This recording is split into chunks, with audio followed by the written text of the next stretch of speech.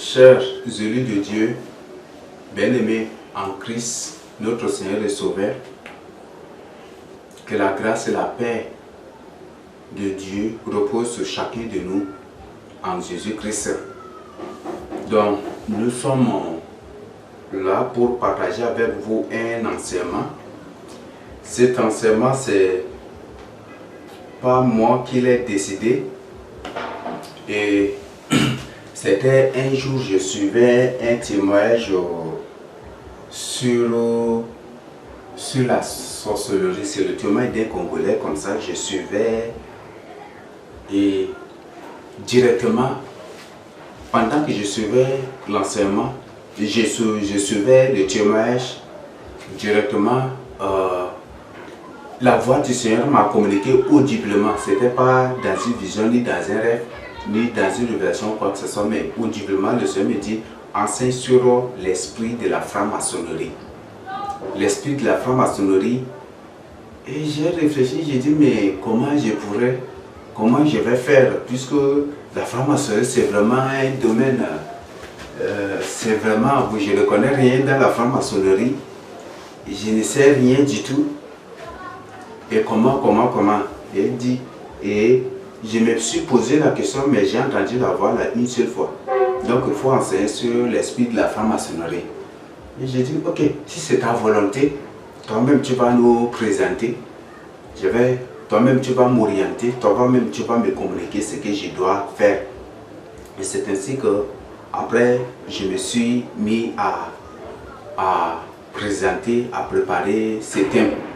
Donc c'était dans la prière et sous la houlette du Saint-Esprit.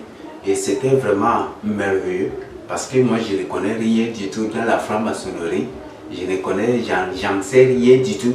Mais tout d'un coup, quand j'ai mis tellement l'esprit de la franc-maçonnerie, je crois que c'était le Seigneur lui-même maintenant qui me communiquait des choses et c'était vraiment merveilleux et miraculeux. Et c'est ce que nous allons découvrir. Donc ici, le but, ce n'est pas pour te rendre, ce n'est pas un témoignage de la franc-maçonnerie, mais c'est plutôt présenter l'esprit de la franc-maçonnerie. Parce que là, aujourd'hui, on trouve que beaucoup d'élus de Dieu, beaucoup de chrétiens ont l'esprit de la franc-maçonnerie et en eux.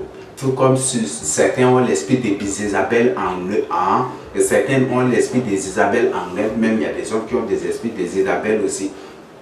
Donc, le thème c'est l'esprit de la franc-maçonnerie tel que le Seigneur m'a communiqué et c'est ce que nous allons voir.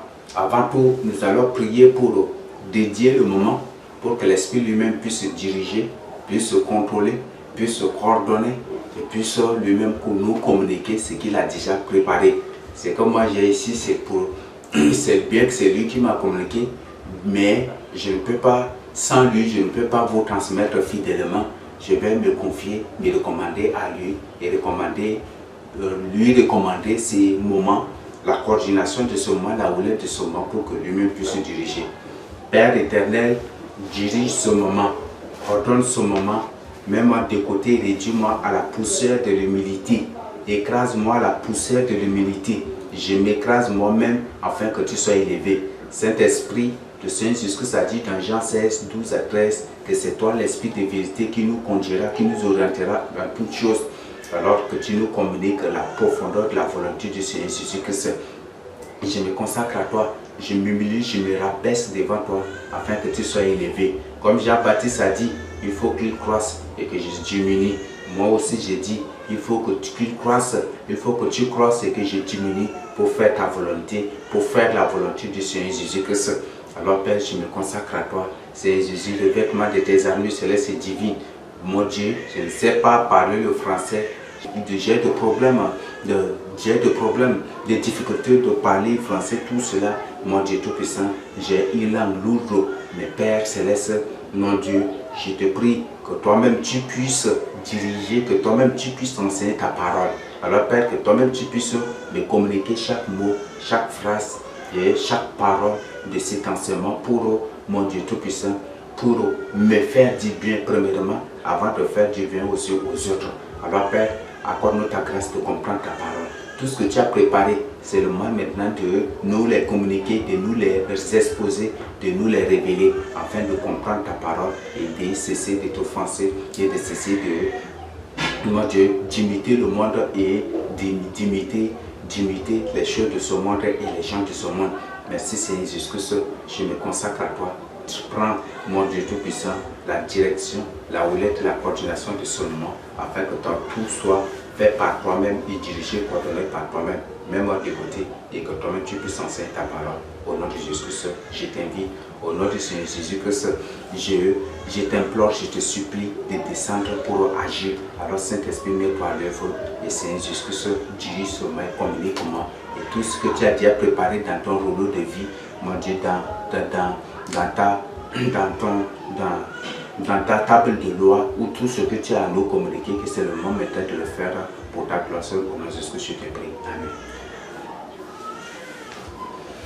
Donc, comme on venait de dire, l'esprit de la franc-maçonnerie. L'esprit de la franc-maçonnerie. Avant tout, nous allons chanter un chant, un numéro. L'esprit du Seigneur Jésus-Christ est sur moi, parce qu'il m'a envoyé pour annoncer la bonne nouvelle à toutes les nations. L'Esprit du Seigneur Jésus-Christ est sur moi. L'Esprit du Seigneur Jésus-Christ est sur moi, parce qu'il m'a envoyé pour annoncer la bonne nouvelle à toutes les nations. L'Esprit du Seigneur Jésus-Christ est sur moi. L'Esprit du Seigneur Jésus-Christ est sur moi, parce qu'il m'a envoyé pour annoncer la bonne nouvelle à toutes les nations. L'Esprit du Seigneur Jésus-Christ est sur moi. L'Esprit du Seigneur Jésus-Christ est sur moi, parce qu'il m'a envoyé pour annoncer la bonne nouvelle à toutes les nations. L'Esprit du Seigneur Jésus-Christ est sur moi. Le Saint-Esprit est là dans ma vie, parce qu'il m'a envoyé pour annoncer la bonne nouvelle à toutes les nations. Le Saint-Esprit est dans moi.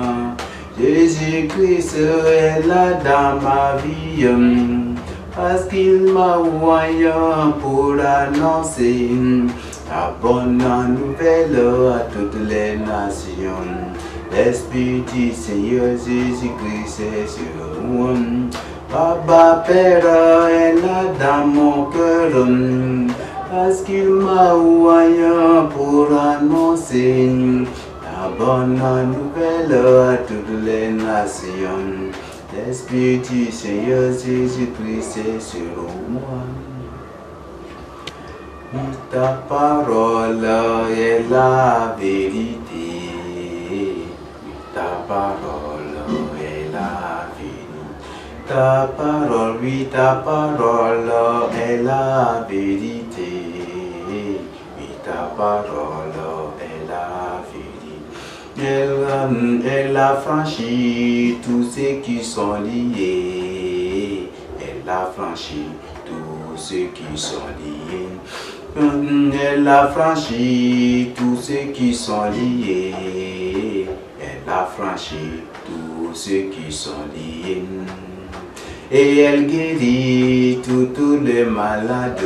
Elle a dit, elle guérit toutes les maladies. Et elle guérit toutes les maladies. Et elle guérit toutes les maladies. Ma main est-elle couteau pour acheter? Ma main est-elle couteau pour acheter? Ma main est-elle couteau pour acheter? Ma main est-elle couteau pour acheter? Oui, ta parole est la vérité, vérité. Oui, ta parole est la vérité. Oui, ta parole est la vérité, vérité. Oui, ta parole est la vérité. Au nom de ce discours, nous avons loué le Seigneur Jésus. Donc, nous allons voir le thème, voir l'enseignement que le Seigneur lui-même nous communique. Donc, le thème, comme je l'avais dit, c'est l'esprit de la franc-maçonnerie. Et comme je vous ai dit aussi au début, je n'ai jamais été un franc-maçon et je ne connais rien dans la franc-maçonnerie. Et je n'ai jamais du tout été un amateur de la franc-maçonnerie, quoi que ce soit. Mais c'est d'après l'ordre du Seigneur de présenter ces thèmes qui me poussent vraiment à vous présenter cela. Donc c'est ce que je voudrais partager avec vous.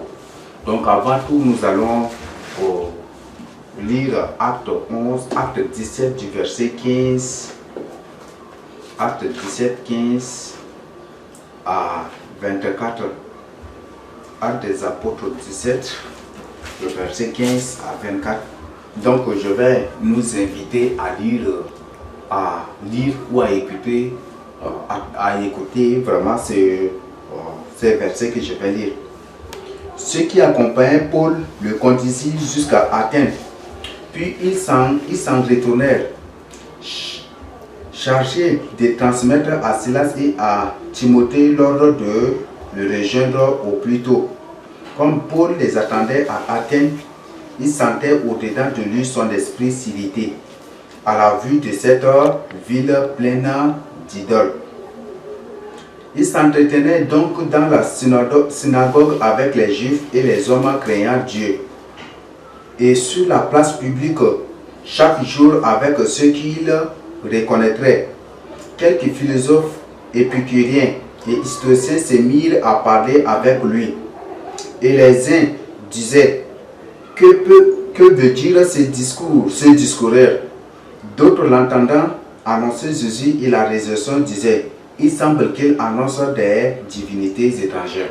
Donc il s'agit ici de l'histoire de Paul arrivé à Athènes. Je crois que c'est Athènes qui est la capitale d'aujourd'hui, c'est la capitale de la Grèce. Donc ils sont partis là, c'est le coin même, c'est le QG des philosophes. Donc il y avait des épicuriens, il y avait des historiens, ces gens-là, c'est teneurs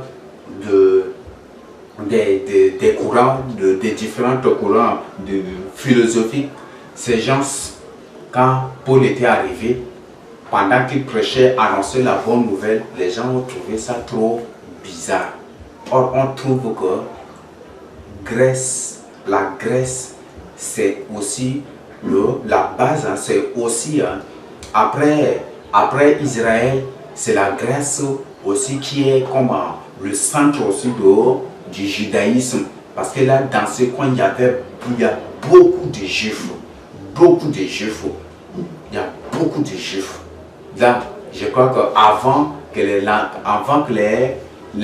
Romains ne viennent conquérir Israël, il y avait d'abord les Grecs qui avaient conquis Israël et qui avaient dominé sur eux Israël jusqu'à ce que, je crois, c'est quel roi, celui-là qui avait offert le cochon sur l'autel, et cela a déclenché un grand scandale et ça a devenu un conflit vraiment entre un conflit ennemi juré carrément entre les Juifs et les Grecs.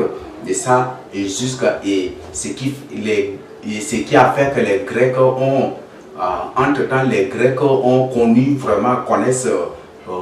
connaissent vraiment qui est Dieu et connaissent vraiment la parole de Dieu. Ce qui fait qu'aujourd'hui on trouve que les écritures, soit c'est en hébreu ou soit c'est en grec, et les versets originaux c'est beaucoup plus, c'est dans ces deux langues-là.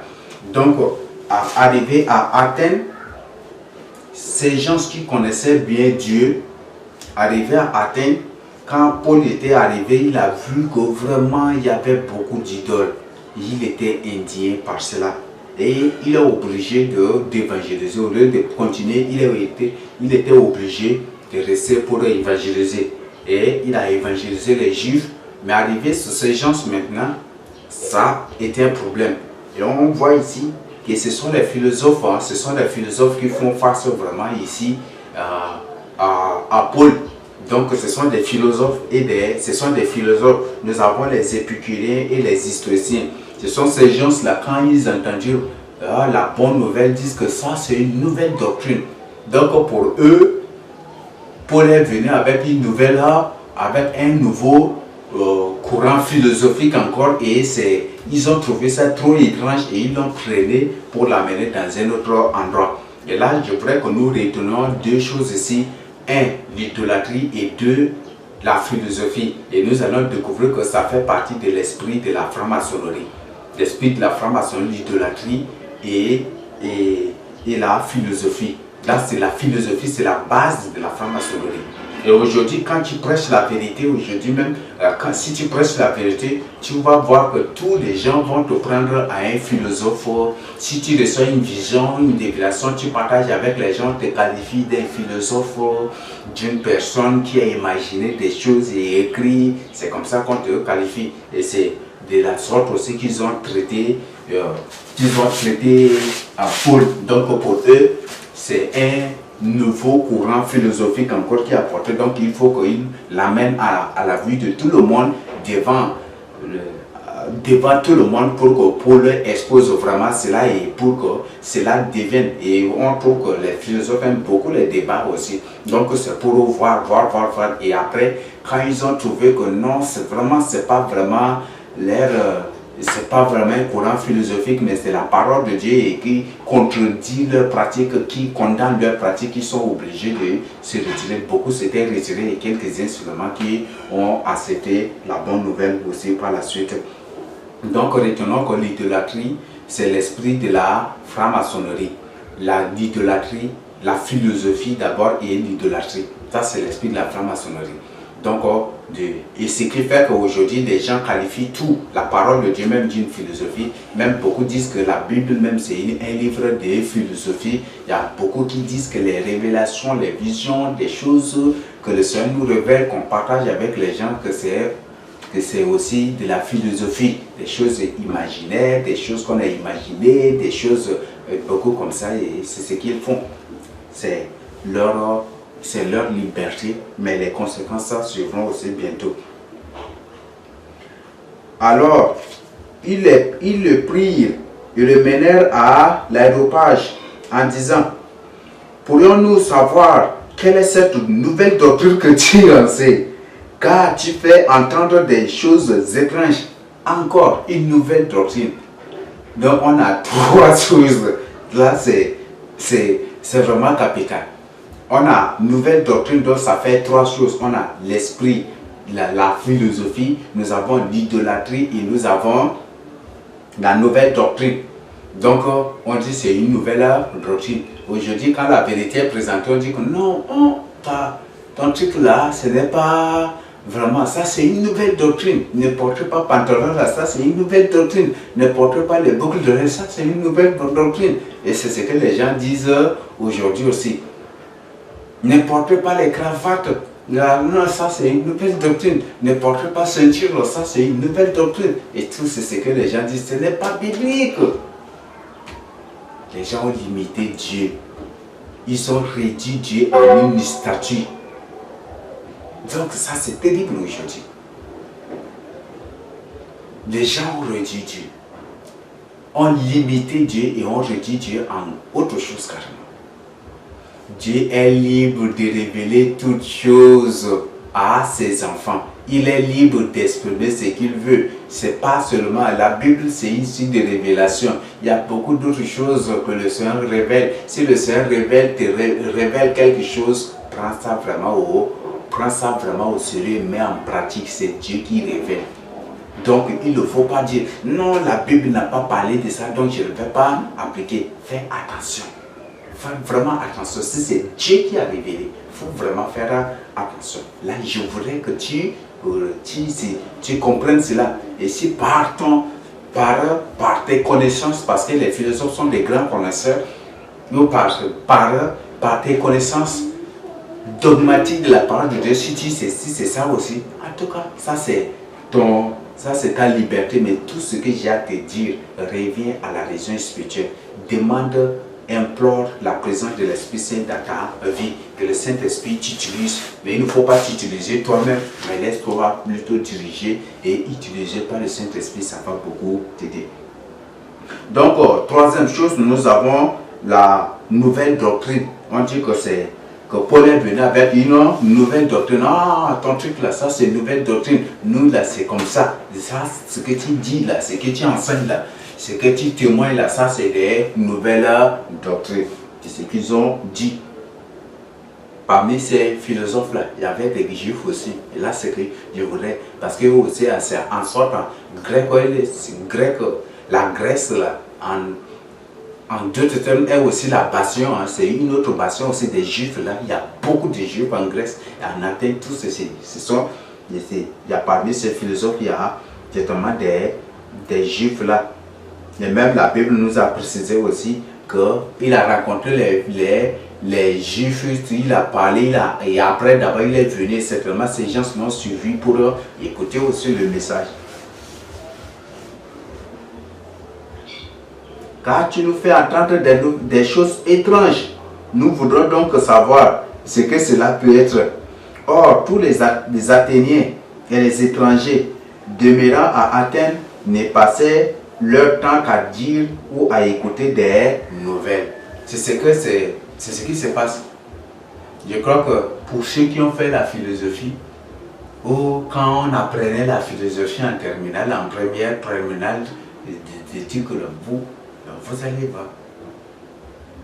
Car les Grecs se réunissaient et c'est en ce moment que les courants de philosophie commençaient par émerger et ils discutaient ensemble et c'est ce que les Athéniens, c'est ce qu'ils faisaient, ce sont les Grecs. On trouve ici encore l'esprit de la franc-maçonnerie. L'esprit de la franc-maçonnerie. Si aujourd'hui les francs-maçons se réunissent ensemble pour débattre des choses, vous croyez qu'ils ont imité des Grecs, des philosophes grecs qui s'unissaient pour discuter, pour débattre. Aujourd'hui aussi, il y a des gens qui s'unissent aussi pour débattre sur la parole de Dieu. Il y a des gens, quand tu leur apportes la vérité, ils refusent, mais ils veulent plutôt les débats, les disputes, les discussions. C'est ça là, ce qu'ils veulent. Ça, c'est l'esprit de la franc-maçonnerie. L'esprit de la franc-maçonnerie. Et nous allons découvrir que la franc-maçonnerie, là, c'est pas. Ne croyez pas, comme on vous le dit, que c'est né en 1900 quelque beau, ou en 1800 quelque, ou en 1700, ou en 1600. Non. La franc-maçonnerie a commencé avant même la vocation, même, je le dis, l'esprit de la franc-maçonnerie. La franc-maçonnerie a commencé juste après la chute de l'homme. Parce que c'est dès la chute de l'homme que Satan avait déjà programmé l'ordre mondial. Et arrivé au temps de Nimrod, ça a échoué. Arrivé au temps de Noé, Dieu a détruit cela, Dieu a balayé. Et après Noé, jusqu'à la tour de Babel avec Nimrod, ça a encore échoué. Le Seigneur a de tout, le Seigneur a déjoué. La franc-maçonnerie, ce n'est pas aujourd'hui. C'est aujourd'hui qu'on entend que c'est la franc-maçonnerie, alors que ces trucs-là, les rituels de la franc-maçonnerie, les pratiques de la franc-maçonnerie, à autre temps, on les appelait, on les nommait par d'autres noms, ce n'est pas par le nom de la franc-maçonnerie tel que nous le connaissons aujourd'hui. Donc les pratiques, les choses de la franc-maçonnerie n'existe pas dans la Bible, mais la franc-maçonnerie a commencé juste après la chute de l'homme. Donc c'est ce que vous devez comprendre. Et ces rituels-là, ce sont les rituels des pratiques de l'Antiquité, des pratiques des premiers grands francs-maçons bon, je peux les appeler des premiers tenteurs du nouvel ordre mondial qui avaient échoué au temps de Noé et des deuxièmes tenteurs aussi du complot mondial au temps avec Nimrod qui avait réussi et qui avait échoué. Tout cela là, c'est toujours, ce sont des francs-maçons. Donc ces francs-maçons, même la plupart de ces francs-maçons, ce sont des démons, c'est ceux qui avaient échoué au temps de Noé et au temps de Nimrod. Ce sont ces mêmes entités là qui continuent jusqu'à aujourd'hui.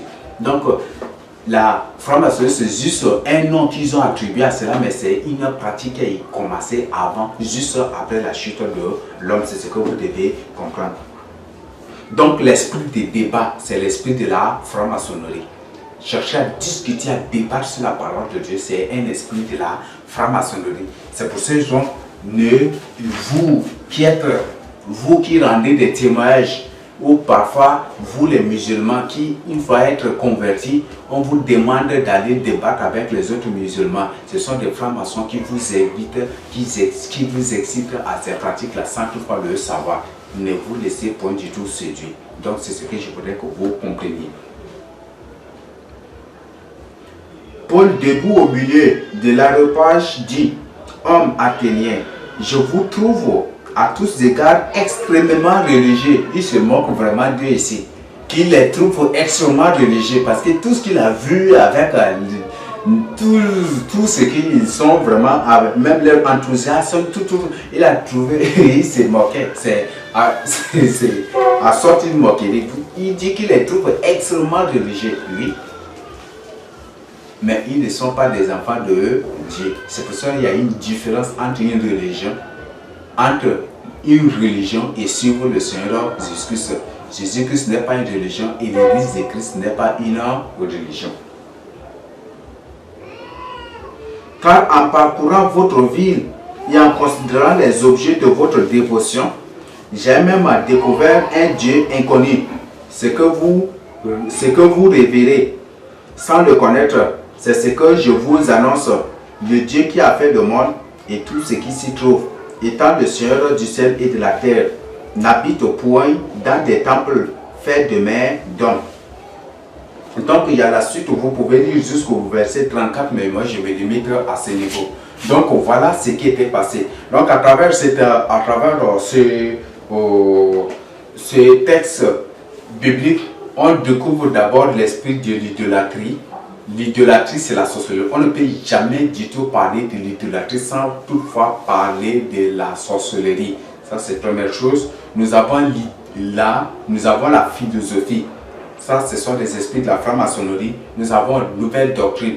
Ça, c'est aussi, ça, c'est ceux qui disent, qui tiennent des langages que voilà, ça, c'est une nouvelle doctrine, ça, c'est nouveau, ça, c'est nouveau, ça, c'est tu viens d'où avec, ça, c'est l'esprit de la franc-maçonnerie. Et aussi, le quatrième aspect, c'est le débat. Ceux qui aiment beaucoup discuter, ceux qui aiment beaucoup contester, ceux qui contestent, ceux qui protestent, ceux qui aiment les débats, les disputes, les querelles même aussi autour de la parole, ils ont l'esprit de la franc-maçonnerie. Et on découvrira par la suite que l'esprit de la franc-maçonnerie, c'est l'esprit de l'antichrist. Nous allons lire Colossiens 2:8. Colossiens 2, verset 8. Prenez garde que personne ne fasse de vous sa proie par la philosophie et par une vaine tromperie, s'appuyant sur la tradition des hommes, sur les rudiments du monde et non sur Christ. On trouve encore l'esprit de la franc-maçonnerie. On a la philosophie qui revient. Nous avons les traditions des hommes. Dans notre église, là, nous, c'est comme ça qu'on fait. Dans notre église, c'est comme ça. C'est comme ça qu'ils ont fait avant. Nos ancêtres ont fait et nous, on ne fait que exécuter. Ça, c'est l'esprit de la franc-maçonnerie. C'est un esprit antichrist. Quand je parle de l'esprit de la franc-maçonnerie, je parle aussi de l'esprit antichrist. Donc, c'est ce que vous devez comprendre. La tradition des hommes sur des rudiments du monde et non sur Christ, les rudiments du monde. Voilà. Nous allons découvrir ces choses-là par la suite. Nous allons découvrir ces choses par la suite. La prospérité, la bénédiction. Tu fais cela, tu seras béni. Tu seras fait cela. Si tu fais cela, tu seras béni. Donne ta dîme aujourd'hui, demain Dieu va te donner une veste. Donne ton dîme et Dieu, demain Dieu va te donner un beau mari. Fais ceci et Dieu va te donner une belle femme. Et voilà, ce sont des choses, on dit que ce sont des philosophies. Ne confondez pas la parole de Dieu avec la philosophie. Et là, c'est très important. Ne confondez pas la parole de Dieu avec la philosophie. Donc c'est ce que vous devez comprendre. Donc on ne doit pas nous laisser séduire par des propos philosophiques ni par quoi que ce soit. Les propos philosophiques, ça se comprend, c'est facile. Si Dieu révèle quelque chose, ne dis pas que c'est de la philosophie. Si Dieu décide quelque chose ou communique un message, ne dis pas que c'est de la philosophie. Ne dis pas que c'est de la philosophie. Nous allons découvrir un thème que, vraiment, un thème que le Seigneur a permis. Un thème dans lequel nous allons découvrir beaucoup d'autres choses. Donc pour cela aussi, pour nous aider, on va se précipiter un peu aussi pour nous aider à nous rattraper. Nous allons lire Ésaïe 65, verset 1 à 7. J'ai exaucé ceux qui ne me demandent rien. Je me suis laissé trouver par ceux qui ne me cherchent pas.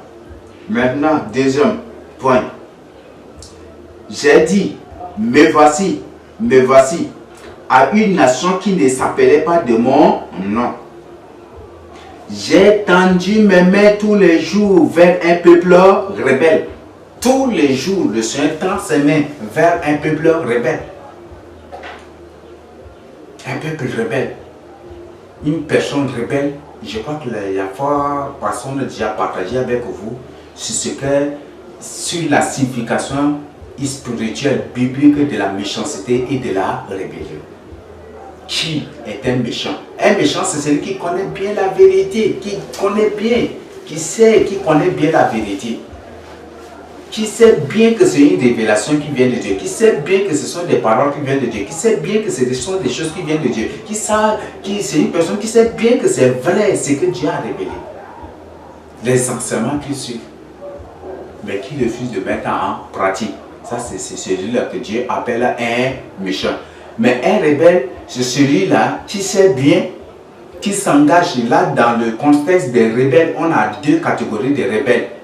Dans le contexte on a des rebelles spirituels qui sont des sorciers, des satanistes, des démons, des esprits, tout ça, ce sont des rebelles. Et nous avons des côtés physiques aussi, des rebelles, qui sont des gens qui connaissent bien que c'est la vérité, qui comprennent bien la vérité, ou peut-être ils ne comprennent pas, mais ils s'engagent à combattre la parole de Dieu. Ils s'engagent aveuglement, ils se livrent comme ça, soit aveuglement ou de manière consciente, ils s'engagent à combattre la parole, à combattre la vérité. C'est ceux-là qu'on les appelle des rebelles devant Dieu. Donc c'est ce que je voudrais que vous compreniez. Nous allons avancer. J'ai tendu mes mains tous les jours vers un peuple rebelle qui marche dans une voie mauvaise au gré de ses pensées, vers un peuple qui ne cesse de militer en face, sacrifiant dans les jardins et brûlant de l'encens sur les briques. Et là, c'est ce que nous comprenons. Il sacrifie dans les jardins. Il brûle de l'encens sur des briques. Le verset 4. Qui fait des sépulcres sa demeure. Un peuple qui fait des sépulcres sa demeure. Lesquels qui dorment au cimetière. Ceux qui dorment au cimetière, ce sont lesquels? Des sorciers, des occultistes, des mysticismes. Ce sont ces gens-là. Encore le deuxième point qui nous précise clairement ici que la franc-maçonnerie a commencé depuis Ésaïe, même avant Ésaïe, et Ésaïe nous révèle ici.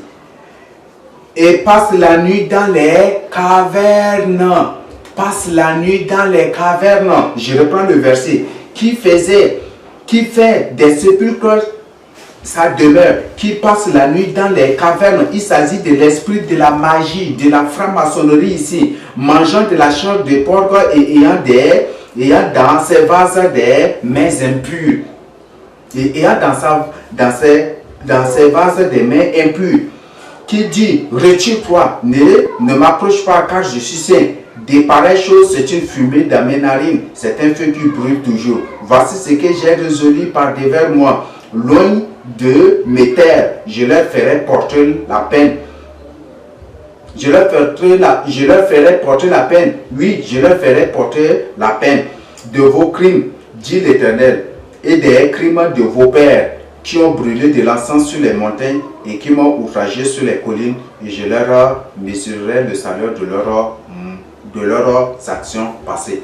Donc, qu'est-ce que Isaïe dit? Qu'est-ce que Dieu dit à travers Isaïe ici?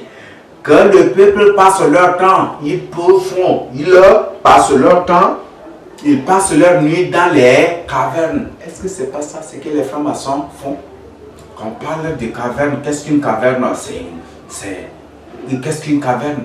Cherchez la définition d'une caverne que vous allez découvrir. Cherchez la définition d'une caverne que vous allez découvrir. Et c'est ça.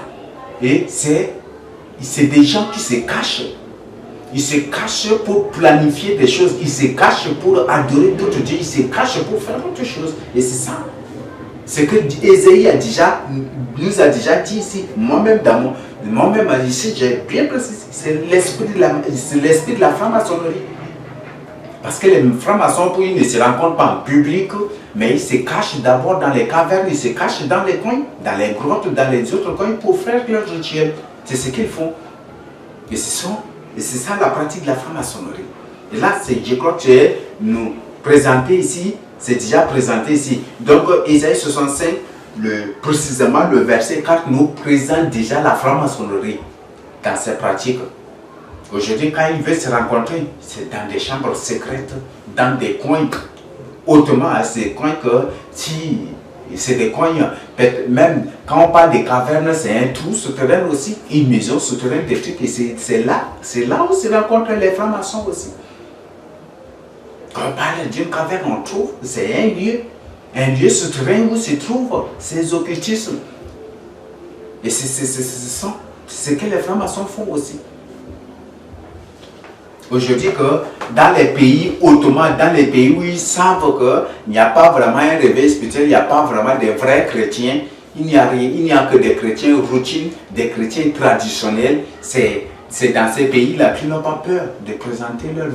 Ils ouvrent des temples de la franc, que c'est l'église de la franc-maçonnerie, au temple de la franc-maçonnerie, là, parce qu'ils savent que les chrétiens qui s'y jouent, ce sont des chrétiens traditionnels, des chrétiens coutumiers, des chrétiens qui ne vivent que dans les routines, des chrétiens qui ne sont même pas réveillés, qui vivent dans le mensonge, qui vivent des nœuds. Donc, comme ils sont égaux, ils n'ont pas peur des prières de ces gens-là pour présenter, c'est ça.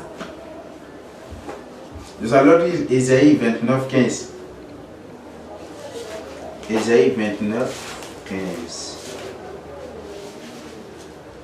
Malheur à ceux qui cachent leurs desseins pour les dérober à l'Éternel, qui font leurs œuvres dans les ténèbres et qui disent qui nous voit et qui nous connaît.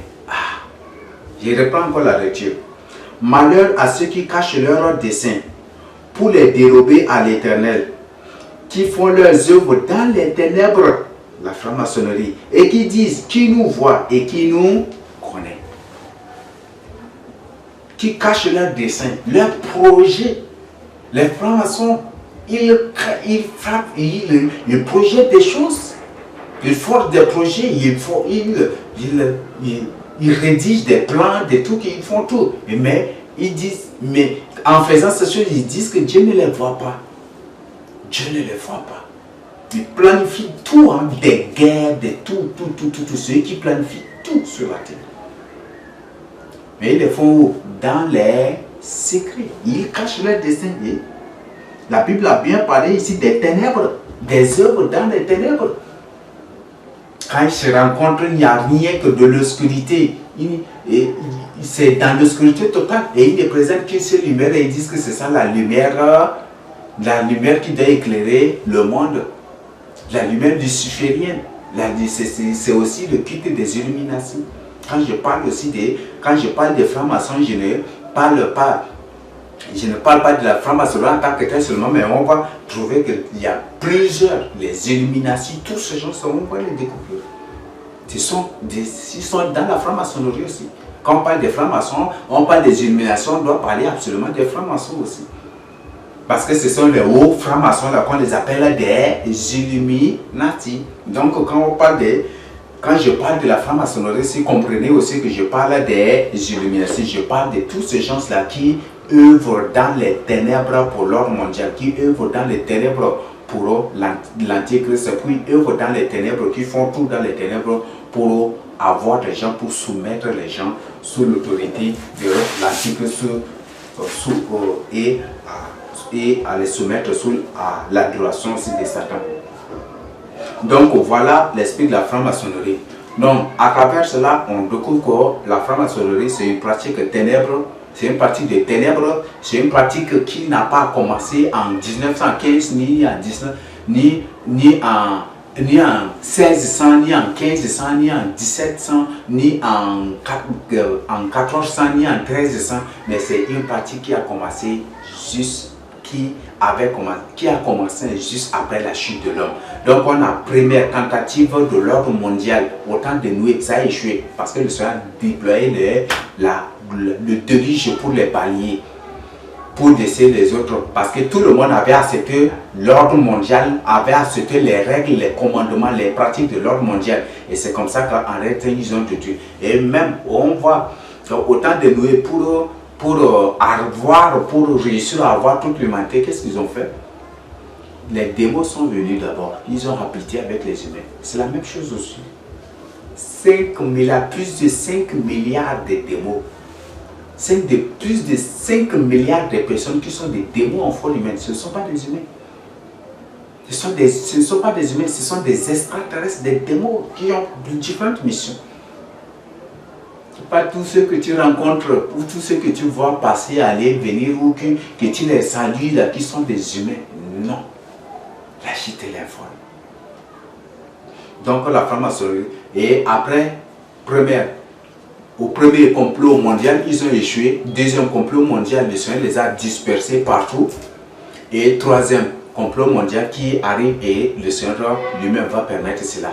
Parce que aujourd'hui, les hommes eux-mêmes ont rejeté la vérité. Comme ils ont rejeté la vérité, le Seigneur va les livrer à l'antichrist, à Satan. Et quand ils vont se soumettre à Satan, c'est à ce moment qu'ils vont découvrir qui est vraiment Satan, si réellement Satan est leur maître ou si réellement Satan c'est un bon maître ou c'est un mort. Ils vont découvrir et à ce jour que le Seigneur va éclater aussi sa colère, ses différentes colères, ses différentes fléaux, ces différentes fureurs, et les gens vont découvrir et ça va être le chaos total, le désordre total jamais vu sur la terre.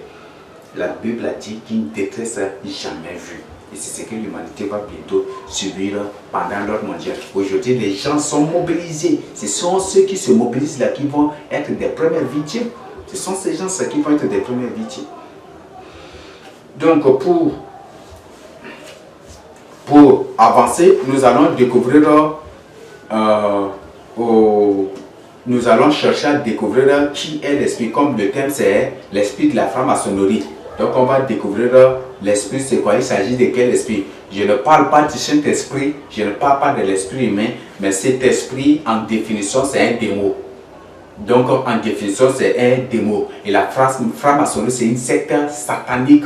C'est une secte satanique satanique, mystique et occulte, créée par Satan pour le nouvel ordre mondial de l'Antichrist. Donc, ici, on te dit que vraiment, que la franc-maçonnerie est bonne de trucs et que tu crois à cela, tu admets cela, c'est que tu es pire encore qu'un esprit, tu es pire encore qu'un agent de Satan. Si tu n'es pas dans l'occultisme, c'est que tu es pire encore. Et il faut chercher vraiment la délivrance. Parce que si on te dit que la franc-maçonnerie est bonne, la rose est bonne, et tu admets, tu dis oui, c'est bon, parce que c'est... Et que tu n'es pas un démon ni une personne qui est dans l'occultisme consciemment, c'est que tu es dans l'occultisme inconsciemment et tu as besoin de la délivrance. Et pour cela, tu peux nous faire ci. On va te donner des orientations pour cette délivrance. Donc, c'est une secte satanique créée par Satan pour l'ordre mondial. Une secte satanique, mystique, occulte, luciférienne, créée par Satan lui-même. Et dirigé par des démons. Tous les francs-maçons, tous les chefs des francs-maçons sont des démons en forme humaine. Et donc, une secte satanique, mystique, occulte, luciférienne, créée par Satan lui-même, leur maître suprême, et dirigée par des démons pour l'ordre mondial. Du prince, de leur prince, donc le prince de ces démons, c'est Belzébuth.